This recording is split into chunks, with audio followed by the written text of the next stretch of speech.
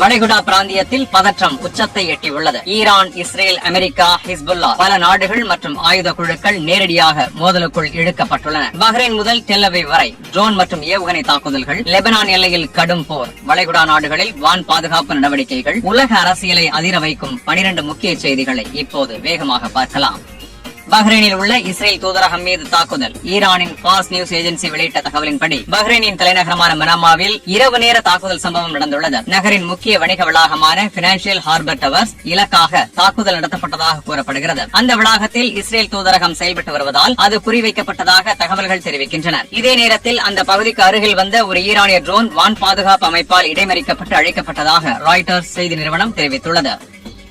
லெபனானின் ஆயுத குழுவான ஹிஸ்புல்லா வெள்ளிக்கிழமை அதிகாலை இஸ்ரேலிய தரைப்படைகளை இலக்காக கொண்ட தாக்குதல் நடத்தியுள்ளது. மரவுன் அல் ராஸ் மற்றும் கெஃபர்கெலா உள்ளிட்ட எல்லைப் பகுதிகளில் இஸ்ரேலிய படைகளுடன் மோதல் நடந்ததாக தெரிவித்துள்ளது. மேலும் கோலான் மலைப்பகுதியில் உள்ள யோவ் இராணுவ முகாமையும் ஹைஃபா துறைமுகத்தில் உள்ள கடற்படை தளத்தையும் தாக்கியதாக ஹிஸ்புல்லா கூறியுள்ளது. உயிரிழப்புகள் குறித்த தகவல்கள் இன்னும் வெளியாகவில்லை. ஹிஸ்புல்லா அமைப்பு வடக்கு இஸ்ரேலில் வசிக்கும் மக்களுக்கு கடும் எச்சரிக்கை விடுத்துள்ளது. லெபனான் எல்லையிலிருந்து 5 கிலோமீட்டர் தொலைவுக்குள் உள்ள அனைத்து குடியிருப்புகளிலும் வசிக்கும் மக்கள் உடனடியாக வெளியேற வேண்டும் என்று அறிவுறுத்தியுள்ளது. லெபனானின் இறையாண்மையை மீறி இஸ்ரேல் தாக்குதல் நடத்தி உள்கட்டமைப்புகளை அழித்துள்ளதாக ஹிஸ்புல்லா குற்றம் சாட்டியுள்ளது. இதற்கு பதிலடி தவிர்க்க முடியாது என்றும் எச்சரித்துள்ளது.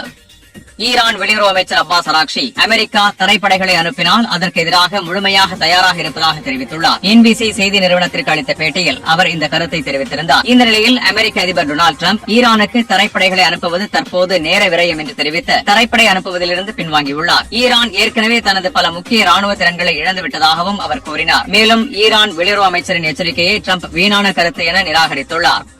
வளைகுடா நாடுகளில் வான் பாதுகாப்பு நடவடிக்கைகள் தீவிரமாகி வருகின்றன. சவுதி அரேபியா ஒரு குரூஸ் ஏவுகணையை இடைமறித்து அழித்ததாக தெரிவித்துள்ளது. அதேபோல் ரியாத் பகுதியின் கிழக்கில் 3 ட்ரோன்களும் அழிக்கப்பட்டதாக கூறப்பட்டுள்ளது. குவைத்தில் இரவு முழுவதும் வான்வழி எச்சரிக்கை சைரன்கள் ஒலித்தன. கத்தாரில் உள்ள அல் உதைத் விமான தளத்தை நோக்கி வந்த ட்ரோன் தாக்குதலும் தடுக்கப்பட்டதாக அந்நாட்டு அரசு அறிவித்துள்ளது.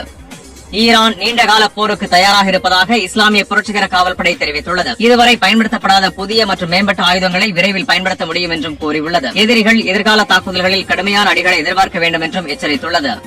மலேசியாவின் அரசு எரிசக்தி நிறுவனமான பெட்ரோனாஸ் மத்திய கிழக்கில் அதிகரிக்கும் பதற்றம் காரணமாக UAE-யிலிருந்து சில ஊழியர்களை தற்காலிகமாக மாற்ற முடிவு செய்துள்ளது. அபுதாபி மற்றும் துபாய் நகரங்களில் பணிபுரியும் ஊழியர்கள் பாதுகாப்பு காரணங்களுக்காக இடமாற்றம் செய்யப்படுவார்கள் என்று நிறுவனம் தெரிவித்துள்ளது. ஐக்கிய அரபு எமிரேட்ஸ் தனது நாட்டில் உள்ள ஈரானின் $1 பில்லியன் மதிப்புள்ள சொத்துக்களை முடக்குவது குறித்து பரிசீலித்து வருவதாக தகவல்கள் வெளியாகியுள்ளன.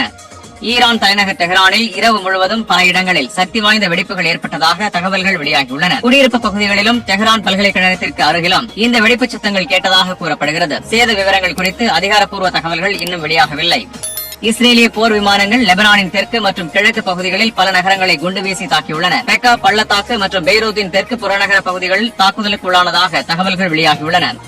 அமெரிக்க அதிபர் டொனால்டு டிரம்ப் வெளியிட்ட கருத்தில் ஈரான் தற்போது மிகப்பெரிய தாக்குதல்களை சந்தித்து வருகிறது என்று கூறினார். நாட்டின் விமானப்படை மற்றும் வான் பாதுகாப்பு அமைப்புகள் மிகவும் பாதிக்கப்பட்டுள்ளதாக அவர் தெரிவித்தார். அதேவேளை டிரம்ப் இந்த கருத்தை தெரிவித்த பிறகும் ஈரான் இஸ்ரேல் மற்றும் வளைகுடா நாடுகளை தொடர்ந்து தாக்கி வருகிறது. அமெரிக்கா மற்றும் இஸ்ரேல் இணைந்து ஈரான் மீது தொடங்கியிருக்கும் போரின் முதல் 100 மணி நேரம் மட்டும் உலக அரசியல் மற்றும் பொருளாதாரத்தில் பெரிய தாக்கத்தை ஏற்படுத்தியுள்ளது. சர்வதேச ஆய்வு மையமான ஸ்ட்ராட்டஜிக் அண்ட் இன்டர்நேஷனல் ஸ்டடீஸ் மையம் வெளியிட்டுள்ள புதிய ஆய்வு தகவலின்படி இந்த போரின் முதல் 100 மணி நேரத்திலேயே அமெரிக்கா சுமார் $3.7 பில்லியன் செலவிட்டுள்ளது. இந்த தகவலை சர்வதேச செய்தி நிறுவனமான CNN வெளியிட்டுள்ளது. இந்த மதிப்பீட்டின்படி போர் தொடங்கிய பிறகு அமெரிக்கா ஒரு நாளுக்கு சராசரியாக $890 மில்லியன் அதிகமாக செலவழித்து வருவதாக கூறப்படுகிறது. இந்த மொத்த செலவில் ஒரு சிறிய பகுதி மட்டுமே ஏற்கனவே அமெரிக்க பாதுகாப்புத்துறையின் பட்ஜெட்டிலிருந்து செயல்பாட்டு செலவுகளாகும். மேலும் இந்த ஆய்வு கூறுவதாவது $200 மில்லியன் குறைவான தொகை மட்டுமே பென்டகனின் உள்ளக செலவுகளில் இருந்து வருகிறது. ஆனால் மீதமுள்ள $3.54 பில்லியன் தொகைக்கு கூடுதல் நிதி தேவைப்படும் என்று தெரிவிக்கப்பட்டுள்ளது. இந்த கூடுதல் நிதியை அமெரிக்க அரசு சிறப்பு ஒதுக்கீடு அல்லது புதிய நிதி மசோதா மூலம் வழங்க வேண்டிய சூழல் உருவாகலாம் என்று ஆய்வாளர்கள் கூறுகின்றனர். இதற்கு மேலாக எதிர்காலத்தில் போர் செலவுகள் இன்னும் அதிகரிக்கக்கூடும் என்ற கவலையும் எழுந்துள்ளது. குறிப்பாக போரின் போது பயன்படுத்தப்பட்ட ஏவுகணைகளை மீண்டும் நிரப்புவது மிகப்பெரிய செலவாக இருக்கும் என்று ஆய்வு எச்சரிக்கிறது. குறிப்பாக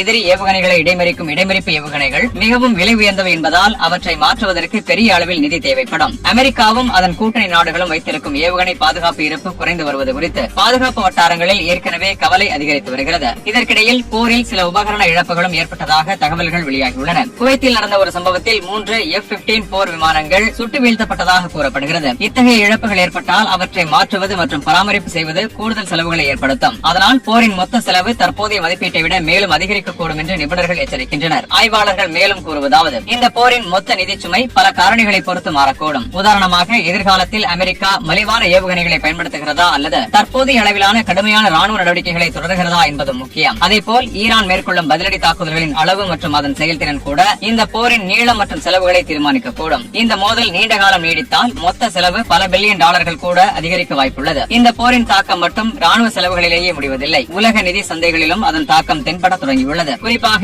அமெரிக்க அரசின் ட்ரெஷரி பத்திரங்களின் விளைச்சல் விகிதம் அதிகரித்துள்ளது. 10 ஆண்டுகால அமெரிக்க ட்ரெஷரி நோட்டின் விளைச்சல் 4% கடந்துள்ளது. பின்னர் அது 4.1% வரை உயர்ந்ததாக தகவல்கள் தெரிவிக்கின்றன. இது கடந்த சில வாரங்களாக குறைந்து வந்த வட்டி நிலையை திடீரென மாற்றியுள்ளது. இந்த மாற்றம் வணிகங்களுக்கும் பொதுமக்களுக்கும் நேரடி தாக்கத்தை ஏற்படுத்தக்கூடும். ட்ரெஷரி விளைச்சல் உயர்ந்தால் வங்கிகள் வழங்கும் கடன்களின் வட்டி விகிதமும் உயரக்கூடும். குறிப்பாக வீட்டுக் கடன் வட்டி விகிதம் மீண்டும் உயரக்கூடும் என்ற அச்சமும் எழுந்துள்ளது. சில வாரங்களுக்கு முன்பு 30 ஆண்டுகால வீட்டுக் கடன் வட்டி 3 ஆண்டுகளுக்கு பிறகு முதல் முறையாக 6%க்கும் கீழ் வந்திருந்த நிலையில் இந்த போரின் காரணமாக அது மீண்டும் உயர வாய்ப்பிருப்பதாக பொருளாதார நிபுணர்கள் கூறுகின்றனர். மேலும் மேற்கு ஆசியாவில் ஏற்பட்டுள்ள இந்த பதற்றம் எண்ணெய் மற்றும் எரிவாயு விலைகளிலும் உயர்வை ஏற்படுத்தியுள்ளது. எரிசக்தி விலைகள் அதிகரித்தால் அது உலகளாவிய பணவீக்கத்தை தூண்டக்கூடும். அதாவது பொருட்கள் மற்றும் சேவைகளின் விலைகள் நீண்ட காலம் அதிகரிக்கும் என்ற எதிர்பார்ப்பு உருவாகலாம். இதனால் வணிகங்களும் நுகர்வோரும் எதிர்காலத்தில் அதிக செலவுகளை சந்திக்க நேரிடலாம். சந்தை கணக்கீட்டின் அடிப்படையில் பணவீக்க எதிர்பார்ப்புகளும் ஏற்கனவே உயரத் தொடங்கியுள்ளன. 5 ஆண்டுகால பேரளவு ட்ரெஷரி பத்திரங்களுக்கும் பணவீக்க பாதுகாப்பு ட்ரெஷரி பத்திரங்களுக்கும் இடையிலான வித்தியாசம் 2.46%லிருந்து 2.55% உயர்ந்துள்ளது.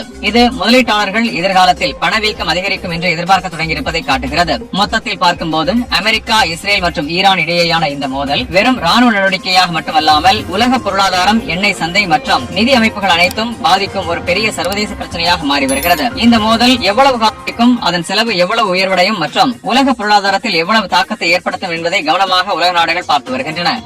ஈரானின் தெற்கு பகுதியில் உள்ள மினாப் நகரில் பெண்கள் தொடக்கப்பள்ளி மீது நடத்தப்பட்ட தாக்குதல் உலக அளவில் பெரும் அதிர்ச்சியை ஏற்படுத்தியது. சமீபத்தில் வெளியான ஒரு விசாரணை ஆய்வு இந்த பள்ளி மீது நடந்த தாக்குதல் அமெரிக்கா ஈரானின் இஸ்லாமிய புரட்சிகர காவல்படை எனப்படும் IRGC கடற்படை தளத்தை இலக்காக கொண்ட தாக்குதலின் போது ஏற்பட்டிருக்கலாம் என்று தெரிவிக்கிறது. இந்த சம்பவம் அமெரிக்கா, இஸ்ரேல் கூட்டாக ஈரான் மீது தொடங்கிய ராணுவ நடவடிக்கையின் ஆரம்ப நாளிலேயே நடந்ததாக கூறப்படுகிறது. தெற்கு ஈரானில் உள்ள ஹார்மோஸ்கான் மாகாணத்தின் மினாப் நகரில் அமைந்துள்ள ஷஜர்-ஏ தையிபா பெண்கள் தொடக்கப்பள்ளி கடந்த பிப்ரவரி 28 அன்று தாக்கப்பட்டது. அன்றைய நாள் வழக்கமான வகுப்பு நேரமாக இருந்ததால் பள்ளி முழுவதும் மாணவர்களால் நிரம்பியிருந்தது. இந்த தாக்குதலில் மொத்தம் 165 பேர் உயிரிழந்துள்ளனர். இவர்களில் பெரும்பாலானோர் இளம் பள்ளி மாணவிகள். அதோடு அங்கு இருந்த ஆசிரியர்கள், பள்ளி ஊழியர்கள் மற்றும் சில பெற்றோர்களும் உயிரிழந்துள்ளனர். மேலும் 96 பேர் காயமடைந்துள்ளனர் என்று தகவல்கள் தெரிவிக்கின்றன. இந்த தாக்குதலில் உயிரிழந்தவர்களுக்கு மினாப் நகரில் செவ்வாய்க்கிழமை மிகுந்த துயரமான சூழலில் இறுதிச் சடங்குகள் நடைபெற்றன. நூற்றுக்கணக்கான குடும்பங்கள் தங்களது குழந்தைகளை இழந்த வேதனையில் அழுது கொண்டிருந்த நிலையில் அந்த நகரம் முழுவதும் துக்க நிலையில் இருந்ததாக கூறப்படுகிறது. இந்த சம்பவத்தை தொடர்ந்து பல்வேறு விசாரணைகள் மேற்கொள்ளப்பட்டன.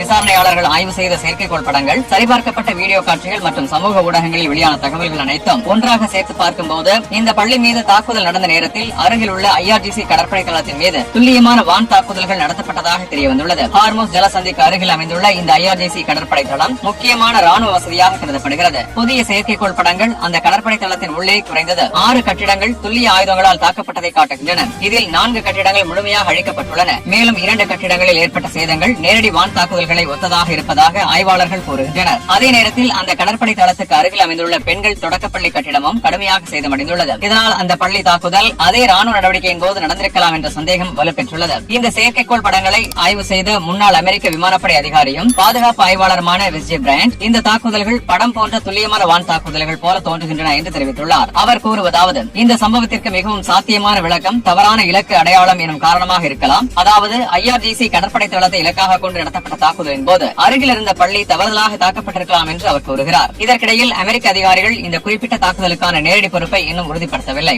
ஆனால் அந்த நேரத்தில் தெற்கு ஈரானில் அமெரிக்க ராணுவ நடவடிக்கைகள் நடைபெற்றதை அவர்கள் ஒப்புக்கொண்டுள்ளனர். ஒரு செய்தியாளர் சந்திப்பில் அமெரிக்க கூட்டு தளபதிகள் குழுவின் தலைவர் ஜெனரல் டான் கெய்ன் அமெரிக்க கடற்படை படைகள் ஈரானின் தெற்கு கடற்கரை பகுதியில் செயல்பட்டு வந்ததாக தெரிவித்தார். குறிப்பாக ஹார்மோஸ் ஜலசந்தி அருகே ஈரானின் கடற்படை சில தாக்குதல்கள் நடத்தப்பட்டதாக அவர் கூறினார். மறுபுறம் இஸ்ரேலிய அதிகாரிகள் மினா பகுதியில் அந்த நேரத்தில் தாங்கள் எந்த நடவடிக்கைகளை மேற்கொண்டதாக தெரியவில்லை தெரியவில்லை என்று கூறியுள்ளனர். தாக்குதலுக்கு பிறகு எடுக்கப்பட்ட புகைப்படங்கள் மற்றும் வீடியோக்களில் மீட்புக் குழுக்கள் பள்ளியின் இடிபாடுகளில் உயிர் பிழைத்தவர்களை தேடும் காட்சிகள் வெளியாகியுள்ளன. அதோடு நூற்றுக்கணக்கான உயிரிழந்தவர்களுக்கு இறுதிச் சடங்கு நடத்துவதற்காக பெரிய அளவில் கல்லறைகள் தோண்டப்பட்ட காட்சிகளும் வெளியாகியுள்ளன. இந்த சம்பவம் குறித்து வெள்ளை மாளிகை விசாரணை நடைபெற்று வருவதாக அறிவித்துள்ளது. இதற்கிடையில் ஆக்ஸ்போர்ட் பல்கலைக்கழகத்தின் போர் சட்டங்களில் நிபுணரான ஜானினா டில் ஒரு முக்கியமான கருத்தை முன்வைத்துள்ளார். அவரது கருத்துப்படி எந்த ராணுவ தாக்குதலையும் நடத்தும் முன் தாக்குதல்காரர்கள் தங்களது இலக்கின் தன்மையை மிக தெளிவாக சரிபார்க்க வேண்டிய சட்டப்பூர்வ கடமை கொண்டுள்ளனர். குறிப்பாக அந்த இலக்கு ராணுவ வசதியா அல்லது பொதுமக்கள் பயன்படுத்தும் இடமா என்பதை உறுதி செய்ய வேண்டும். அப்படி சரிபார்க்காமல் தாக்குதல் நடத்தி பொதுமக்கள் உயிரிழப்பை ஏற்படுத்தினால் அது சர்வதேச மனிதாபிமான சட்டத்தை மீறுவதாக கருதப்படும் என்று அவர் எச்சரித்துள்ளார். இதனால் மினா பள்ளி தாக்குதல் சம்பவம் தற்போது சர்வதேச அளவில் பெரும் விவாதத்தையும் கவலையையும் ஏற்படுத்தியுள்ளது.